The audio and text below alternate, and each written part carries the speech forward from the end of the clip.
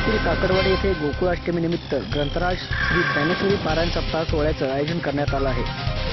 या पारायण सप्ताह सोहळ्याचे उद्घाटन मिरज पंचायत समितीचे गटविकास अधिकारी राहुल रोकडे यांच्या शुभ हस्ते करण्यात आले। यावेळी हबप वसंत पाटील यांच्या हस्ते ध्वजपूजन तर मिलिंद पाटील यांच्या हस्ते ग्रंथपूजन करून आजच्या पारायण सप्ताह सोहळ्याचं उद्घाटन करण्यात आलं।